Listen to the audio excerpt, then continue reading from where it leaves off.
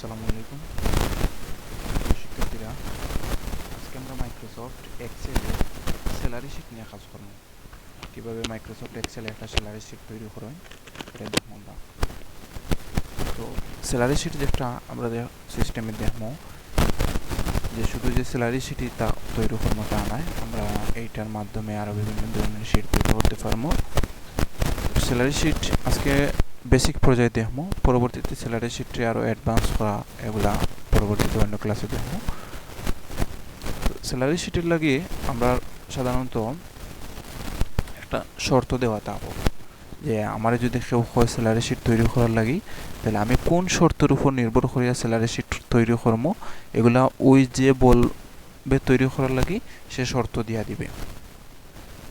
So আমরা মনে করি একটা শর্ত রেডি করছি, এটা আমরা মনে করি প্রতিটা শর্ত মনে করি। যেমন স্যালারি শিটের লাগে সর্বপ্রথমে দরকার হয় বেসিক বেতন। একজন মানুষের বেসিক বেতনের উপরে নির্ভর করিয়া সম্পূর্ণ স্যালারিটা তৈরি হয়। বেসিক বেতন বলতে আমরা যদি কোনো কাজে যাওয়ার লাগে বেসরকারিভাবে যদি কোনো কাজে যায় কেউ, তাহলে শুনবা কাজের লাগে যাওয়ার ক্ষেত্রে বেতন নির্ধারণ করা হয়। বেতন যখন নির্ধারণ করা হয় তখন ফার্স্টেই বলে যে টাকা খাওয়া সহ বেতন না টাকা খাওয়া সারা বেতন, ঠিক আছে? তো এই জিনিসটাই নির্ভর করে বেসিক। যেমন বেসিক বেতনটা যখন নির্ধারণ করা হয় তখন যদি টাকা খাওয়া সহ বেতন হয় তাহলে কম দেওয়া হয়, হ্যাঁ, কারণ তার বাসা ভাড়া বাবদ খাটাইয়া রাখবো, গাড়ি ভাড়া বাবদ খাটাইয়া রাখবো, চিকিৎসা খরচ বাবদ, খাওয়ার বাবদ এগুলো বাবদ কিছু বেতন টাকা খাটাইয়া রাখবো, এজন্য কীটা করবো বেতনটা কম দিব। আর যদি বাসা ভাড়া এগুলো টাকা খাওয়া সহ বেতন হয় তখন দেখবা বেতনটা বাড়তি থাকে। এখানে বাড়তি থাকে কারণ তার বাসা ভাড়া লাগি টাকা দেয়, তার গাড়ি ভাড়া বাবদ টাকা দেয়, তার চিকিৎসা বাবদ, খাবার বাবদ এগুলো বাবদ টাকা দেওয়া হয়। সো এটা সাধারণত হয় টাকা খাওয়া সহ যখন টাকা খাওয়া ছাড়া যখন বেতন হয় তখন। তো সব কিছুই নির্ভর করব এই বেসিক বেতনের উপরে। তার বাসা ভাড়াটা কত দিত, তার গাড়ি ভাড়াটা কত দিত, চিকিৎসা ভাড়া কত, সব কিছু নির্ভর করব এই বেসিক বেতনের উপরে। কারণ যার বেসিক বেতন কম তার বাসা ভাড়াও কম, বেসিক বেতন যার বেশি তার বাসা ভাড়াও বেশি, প্রত্যেকটা খরচ তার বেশি। কারণ বেসিক বেতন যার বেশি থাকে তার জীবনযাত্রার মানটা তত উন্নত থাকে। তো আমরা এখানে মনে করি একটা শর্ত লিখছি, কারণ বাসা ভাড়া বেসিকের 40%। তারপরে সূত্রটা কিভাবে হইব, এই যে সূত্রর সিস্টেমটা লিখে দেওয়া হয়েছে। আমরা সূত্র বাবদ পরে আলোচনা করবো এক্সেলে গিয়া, এখন জাস্ট শর্তটা শুনি। সো বাসা ভাড়াটা হয়েছে বেসিকের 40%, তারপর দিছে গাড়ি ভাড়া বেসিকের 10%, তারপরে চিকিৎসা খরচ বেসিকের 8%, টিফিন খরচ বেসিকের 12%, অবসর ভাতা বেসিকের 9%। এই বিষয়টা সম্পূর্ণ বিষয়টা মনে করি। তারপরে বেড গভর্নমেন্টে যাই ইনকাম হোক তার উপরে নির্ভর করে একটা বেড খাটিয়ে আনে। তো আমরা যে এই যে বেডের সূত্রটা প্রয়োগ করলাম বেডের ক্ষেত্রে, আমরা যদি চাই এটা বেডের ক্ষেত্রে ব্যবহার না করে বাসা ভাড়ার ক্ষেত্রেও করতে পারি, গাড়ি ভাড়ার ক্ষেত্রেও করতে পারি, টিফিন খরচের ক্ষেত্রে করতে পারি, আবার সবগুলোর ক্ষেত্রে করতে পারি। আমাদের সিস্টেমটা জানার লাগি একটা ক্ষেত্রে প্রয়োগ করিয়া দেখাইয়া দিলাম। তো এখানে যখন হয়েছে যে বেসিক বেতনটা যদি 5,000 টাকার কম হয় তাহলে কিন্তু বেড 0%, যদি বেসিক বেতন 10,000 টাকার কম হয় তাহলে বেড 5%, যদি বেসিক বেতন 30,000 টাকার কম হয় 9% বেড, যদি বেসিক বেতন 50,000 টাকার কম হয় 11%, যদি বেসিক বেতন 1 লক্ষ টাকার কম হয় তাহলে 13%, যদি বেসিক বেতন 1 লক্ষ টাকার বেশি সর্বোচ্চ পর্যন্ত হয় তাহলে বেড 15%। এই যে আমরা সূত্রটা বেডের ক্ষেত্রে ব্যবহার করলাম, আমরা চাইলে এটা অন্য ক্ষেত্রে ব্যবহার করতে পারি।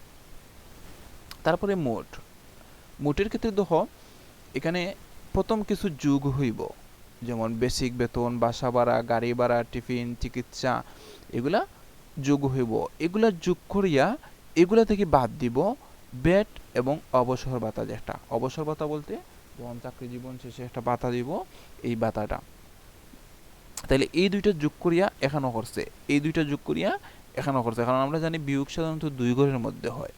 তাইলে এই দুইটারে এক যোগ করে এক ঘর বানাইছে, এই দুইটারে যোগ করে এক ঘর বানাইছে, এই দুই ঘরের মধ্যে এখন বিয়োগ করছে। ঠিক আছে,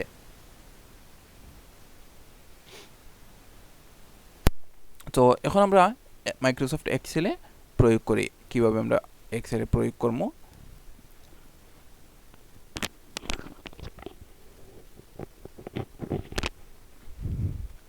যেমন আমি ফার্স্ট একটা সেলে লেখা শুরু করি। যেমন আমি লিখলাম এখানে আমার যতজনে কাজ করব সবার আইডি নাম্বার থাকবো, মানে একই নামে দুইজন ব্যক্তি থাকতে পারে লাগে আইডি, তারপরে তার নাম থাকবো, তারপরে আমি নির্ধারণ করলাম বেসিক বেতন,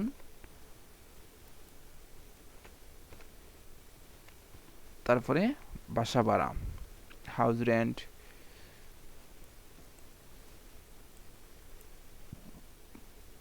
তারপরে টিফিন, গাড়ি ভাড়া, চিকিৎসা ভাড়া। আমরা 60টা নিয়ে কাজ করাম, 60টা যদি পারি তাহলে 40টাও পারবো, কোনো সমস্যা নাই। ঠিক আছে, তারপরে তার বেড খাটিয়ে নিব, আর খাটিয়ে নিব ফেডারেল ফান্ড, যেটা প্রভিডেন্ট ফান্ড, আমরা যেটা হয় অবসর ভাতা, প্রভিডেন্ট ফান্ড। তারপরে এগুলা খাটিয়ে নিয়ে বাকি যেগুলো তা হবে এগুলো হচ্ছে টোটাল। ঠিক আছে, তারপরে আমরা এগুলারে মিডিল হরিয়ে নেই, একটা বক্স তৈরি করি এবং এখান থেকে মিডিল হরিয়ে দিই, মিডিল। এখন আমরা সূত্র প্রয়োগ করব। আমরা সর্বক্ষেত্রে এই বেসিকটাই হচ্ছে আমরা টার্গেট সেল, তাহলে বেসিক আমার এইখানে বেসিক স্যালারিটা লিখবো। এখানে যদি বেসিক স্যালারি লিখি তাহলে বেসিক স্যালারিটা হচ্ছে গেট ডির করে, আর এদিকে হচ্ছে 5-এর করে, তাহলে আমার টার্গেট সেল হচ্ছে D5। আমরা এখানে পার্সেন্টেজের সূত্র ব্যবহার করবো। পার্সেন্টেজের সূত্রটা ব্যবহার করার ক্ষেত্রে আমরা একটা ক্যালকুলেটর ব্যবহার করে দেখি।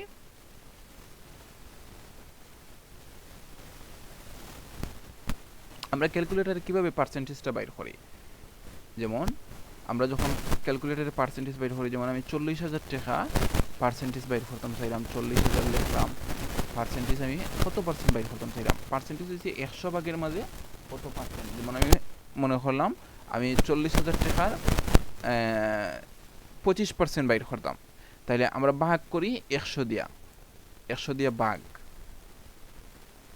100 দিয়ে ভাগ করলাম ওই যে 400। এখন 400 রে গুণ করবো 25 দিয়ে, গুণ করে যা পাইমু, যেমন 10,000, তাইলে 100 ভাগের 25 ভাগ হইছে 40,000 10,000। ঠিক আছে, সো আরেক সিস্টেমে আমরা বাইর করতে পারি, কিভাবে বাইর করতে পারি, যেমন 40,000 গুণ 10। এখন আমরা পার্সেন্টের চিহ্নটা দিলেই আমরা এই যে পার্সেন্ট বাইরে দিব। ঠিক আছে, এই যে পার্সেন্টটা দিয়েই পার্সেন্টের চিহ্ন দিয়া ইকুয়াল টু বাইরে গেছে, বুঝছি। তো এটা বাইর করার লাগি আমি 1% হয়ে দিয়ে দিছি, 4,000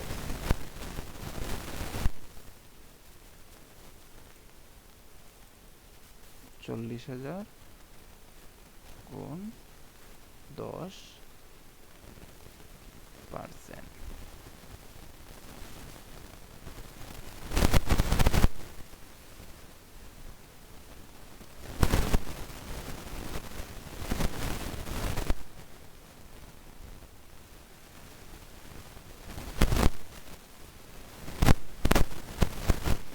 যাই হোক, সিস্টেমটা সমান, এর এখানে আর না, এটা দেখতে হইব আমরা সিস্টেমটা আমরা সমান। ঠিক আছে, তো এই যে আমরা এই যে 40,000 ধরছি, এই 40,000টা হচ্ছে আমরা টার্গেট সেল, এই 40,000টা হচ্ছে আমরা টার্গেট, এই 40,000টা হচ্ছে আমরা টার্গেট, তার মানে হচ্ছে বেসিক স্যালারি। তাহলে বেসিক আমরা এখানে 40,000 না দিয়া আমরা এখানে তো আমরা যে কোনোটা বইতে পারে, তাইলে আমরা কিন্তু এখানে টার্গেট সেল ধরবো D5। ঠিক আছে, তাইলে আমরা টার্গেট সেল ধরবো সমান চিহ্ন দিয়ে সূত্র শুরু, এই যে আমরা শর্ত করছি 40%, এই যে সূত্র প্রয়োগ করছি সমান চিহ্ন, এখানে হচ্ছে E6, কারণ E6 এর করে এখানে E6 এর করে এই যে এখানে হয়েছে গিয়া আমরা যখন স্যালারি সেটা তৈরি করছি বেসিক স্যালারিটা আছিল E6 এর করে E6 এর করে, কিন্তু আমার এখানে তো E6 নাই, যে আমরা স্ট্রাকচার তৈরি করছি টেবিল, তো আমার এখানে হয়েছে গিয়া বেসিক স্যালারিটা আছিল E6 এর করে। তো আমার এখানে কার করে, এখানে হয়েছে বেসিক স্যালারিটা D5 এর করে, তাহলে আমি দিলাম D5।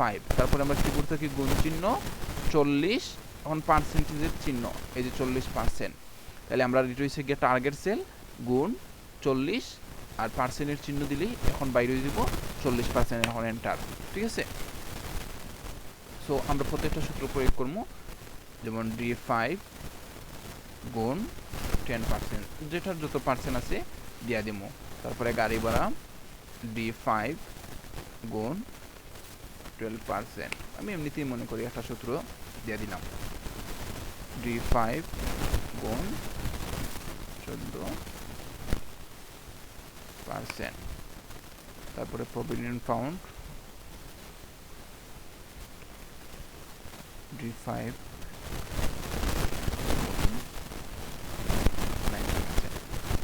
তখন আমরা বেটের সূত্র প্রয়োগ করবো। বেটের সূত্র কিটা হয়েছে, এই যে এখানে সম্পূর্ণ সূত্র লেখা আছে, জাস্ট টার্গেট সেলটা চেঞ্জ হইব।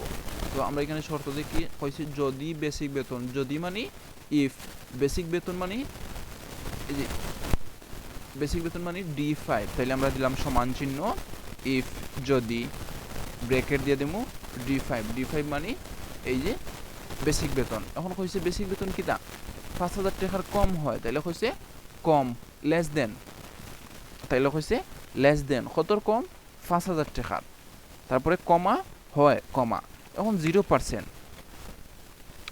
মানে আমার এখানে কোনো ব্যাট লাগতো না, তাইলে আবার শুরু হয়েছে ইফ, এখন হয়েছে কিতা ইফ সেম ভাবে হয়েছে যদি বেসিক বেতন মানে D5 লেস দেন মানে কম হয়, কত কম হয়, যেমন 25,000 টাকার কম হয়, তাইলে বেসিক বেতন এখন কি তুইব কত পার্সেন্ট হয়েছে 5%, তাইলে 5% মানে বেসিক বেতনের 5%, তাহলে পার্সেন্ট মানে আমরা জানি টার্গেট সেল, তাহলে D, তারপরে গুণ চিহ্ন, তারপরে যত পার্সেন্ট হয়েছে 5%, তাহলে 5 দিয়া পার্সেন্ট। আবার হয়েছে ইফ সেম হয়েছে বেসিক বেতন D5 লেস দেন, এখন হয়েছে 50,000 টাকার কম হয় যদি বেসিক বেতনটা, তাহলে কিন্তু তো D5 গুণ, এখন মনে করো হয়েছে 8%। এখন আমরা সূত্রটার ক্ষেত্রে সব সময় প্রথমটা চেঞ্জ হইব আর শেষেরটা চেঞ্জ হইব, আর মিডিল, এই যে মিডিলটা এটা আমরা যত খুশি যত নিতে পারি আমরা দিতে পারি এইভাবে। ঠিক আছে, এখন যদি আবার হয় যেমন ইফ বেসিক বেতন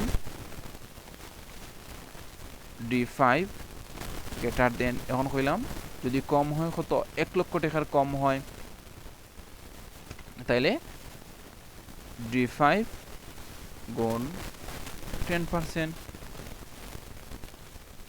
এই যে এখন দেখো এখানে যে আমরা কইছি 5,000 টাকার কম হয়, কত থেকে শুরু করিয়া কত পর্যন্ত, এখানে শুরু হয়েছে 1 থেকে শুরু করিয়া 4,999 পর্যন্ত হয়েছে 5,000 এর কম হয়, এই সূত্র 0%। তার মানে এই গোটটা যখন 1 থেকে শুরু করিয়া 4,999 পর্যন্ত হইব তখন তার কোনো বেট নাই। এখন যদি আমরা 5,000 দেই তাহলে 5,000 টাকা এলো, এই যে 25,000 টাকার কম, এই গড় 25,000 টাকার কম, এখন 5%, 5,000 টাকা দিলেই 5% বেট আইব। এখানে 5,000 টাকার কম মানে 4,999, আর এখানে 25,000 টাকার কম বলতে 5,000 থেকে শুরু করিয়া 24,999 পর্যন্ত 5%। এখন যদি আমরা কই 50,000 টাকার কম, তাহলে এই পরের সূত্র 50,000 টাকার কম বলতে কত থেকে শুরু করিয়া, এখানে 25,000 থেকে শুরু করিয়া 49,999 পর্যন্ত, এই গড়ে আইব 8% এর। এখন কইছে 1 লক্ষ টাকার কম, 1 লক্ষ টাকার কম বলতে কত পর্যন্ত, 1 লক্ষ টাকার কম হইছে 99,999 পর্যন্ত, আর 50,000 থেকে শুরু, কারণ এই গড়ে শেষ হইছে 49,999। তাইলে এখন 1 থেকে শুরু করিয়া আমরা পাইলাম 99,999 পর্যন্ত। এখন যদি এই যে আমরা সূত্র হইছে যে 99,999 পর্যন্ত হইছে কিনা, এই যে 1,13%। এখন হচ্ছে যদি বেসিক বেতন 1 লক্ষ টাকার উপরে হয় তাইলে আমরা এখানে দিয়ে দিলাম 10% বা যত পার্সেন্টই দিতে পারি, সমস্যা নাই, দিলাম আমি 13%। এখন হয়েছে কিটা 1 লক্ষ টাকার বেশি সর্বোচ্চ পর্যন্ত, তার মানে D5 15%। এটা দেওয়ার মানেই হয়েছে,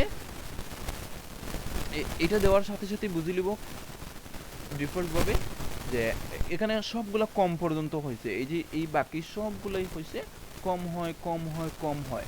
তার মানে কম যদি না হয় তাহলে কি হইব, বেশি হইব। বেশি হওয়ার মানে এই যে এইটা সাথে সাথে এইটা করে দিব শুধু। তারপরে আমরা যেটা বন্ধনী আছে বন্ধনীগুলা দেওয়া দেব, ঠিক আছে। তারপরে এন্টার, এই যে আমার বেটের সূত্র শেষ। এখন হয়েছে আমরা টোটালের ক্ষেত্রে আমরা জানি সমান চিহ্ন বন্ধনী দিয়া প্রথমে বেসিক বেতনের সাথে যোগ হইব বাসা ভাড়ার লগে যোগ হইব টিফিনের লগে যোগ হইব গাড়ি ভাড়ার লগে যোগ হইব চিকিৎসা। এখন এগুলা বন্ধনী করিয়া এক করিয়া যা হইব তা কি বিয়োগ করব বেট এবং প্রভিডেন্ট ফান্ড যে 5 এই দুইটা করে প্রথমে কি করব, সবগুলা করে যোগ করব, 1 2 3 4 5টা সেল যোগ করব। এই 5টা সেল যোগ করিয়া যা হইব তা কি এই দুইটা সেল যোগ করব, যোগ করে যা হইব তা বাদ দিব, বুঝছি। এই যে টোটাল। এখন আমরা সূত্রটা যদি এই যে এখান থেকে দড়িয়াটা আন দিই নিচ বরাবর, প্রতিটা গড়ে গড়ে আইব। এর সাথে যদি সিলেক্ট করে দড়িয়াটা আন দিই, এই যে এর সাথে প্রতি গড়ে গড়ে সূত্রটা আসছে, ঠিক আছে। এখন মনে হয় আমার এখানে কাজ করে যারা আমি তার আইডি নাম্বার লিখলাম,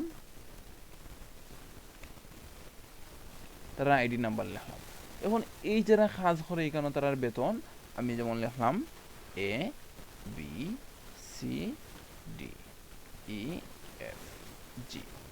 এখন প্রথম যে আছে তার বেতন আমি দেই কত, যেমন 35,000 টাকা। তাহলে তার বাসা ভাড়া বাবদ দেই, এটা হচ্ছে বেসিক বেতন দেই। তাহলে বাসা ভাড়া বাবদ দেই আরো 14,000, টিফিন খরচ দেই আরো 3500, গাড়ি ভাড়া বাবদ দেই, অফিসে যাতায়াত ভাড়া দেই আরো 4200, 4200, চিকিৎসা খরচ বাবদ দেই আরো 4900, বেড খাটিয়ে রাখি সরকারে 2800 এবং অবসর ভাতা লাগে খাটিয়ে রাখি 3150। তাইলে তাইনোর বেতন এগুলো খাটাকুটি করিয়া যা দেই 55,650 টাকা, ঠিক আছে। এখন এইভাবে আমার যেমন আমি আরেকজনের দিই 25,000 টাকা, তাইলে তাইনোর বেতন গিয়ে দাঁড়াইছে 39,750 টাকা। আরেকজনের বেতন দিই 20,000 টাকা, তাহলে তানোর বেতন গিয়ে দাঁড়াইছে 32,400 টাকা। আরেকজনের 18,000 টাকা, তাইলে গিয়ে দাঁড়াইছে 29,160 টাকা। এখন একটা জিনিস দেখো, আমি যদি দিই 4,999, তাহলে তার বেতন হয়েছে 8,348, কিন্তু আমি যদি 5,000 দেই 1 টাকা বেশি, তাহলে বেতন বেশি হওয়ার কথা না, এদিকে কমে গেছে 248 টাকা কমে গেছে, কারণ 8,100 হচ্ছে। কারণ এই যে বেট নিচে কি 25%, কারণ আমরা দিয়েছিলাম 5,000 টাকার কম হইলে বেট লাগতো না, বেশি হওয়ার সাথে সাথেই বেট লাগবে, এই যে বেট হচ্ছে, ঠিক আছে। তারপরে যদি দেই 10,000 টাকা, তাহলে যার বেতন 10,000 টাকা হয়ে পাইব 16,200 টাকা। কারণ এই যে বাসা ভাড়া বাবদ টাকা পাইব, টিফিন বাবদ টাকা পাইব, গাড়ি ভাড়া বাবদ পাইব, চিকিৎসা বাবদ পাইব, বেড খাটিয়ে নিব, অবসর ভাতা নিব। যে বেতন বেশি পাইব তার সবগুলা বেশি, কারণ বেসিক বেতনের উপরে নির্ভর করে জীবনযাত্রার মানটা চেঞ্জ হয়, ঠিক আছে। এই যে এখানে বেশি হয়েছে, ঠিক আছে। তো আমরা আজকে এটুকুই রাখলাম, কিভাবে আমরা একটা নর্মাল বেসিক স্যালারি শিট তৈরি করতে পারি। এই যে আমরা বেসিক স্যালারি শিট দেখলাম, আগামীকালকে আমরা এটা থেকে আর একটু অ্যাডভান্স করার আগামী ক্লাসে ট্রাই করবো, ঠিক আছে। সো এটা দেখে প্র্যাকটিস করো। এই যে এখানে সূত্রগুলো দেওয়া আছে, শর্ত দেওয়া আছে, জাস্ট এই যে শুধু সেলটা চেঞ্জ হইব, এখানে আমি দিচ্ছি E6 আর আমি এখানে দিছি কিনা, এই যে এখানে টার্গেট সেল দিছি D5, এখানে E6 দিছি না, কারণ আমার এখানে টার্গেট সেল হচ্ছে বেসিক বেতনটা আমি লেখমু খার করো, বেসিক বেতনটা লেখলাম D5 এর করে লাগে, টার্গেট সেল হচ্ছে D5, সব ওর টার্গেট সেল D5, কারণ সবগুলাই D5 রে চেঞ্জ করিয়া গঠিত হইব, এজন্য সবগুলা টার্গেট সেল D5, ঠিক আছে। এটা দেখি বেশি করে প্র্যাকটিস করো, ঠিক আছে। আগামী ক্লাসে স্যালারি শিট নিয়ে পরবর্তী 2 নম্বর ক্লাস নেব। ভালো থাকো, সুস্থ থাকো, আল্লাহ হাফিজ, ধন্যবাদ।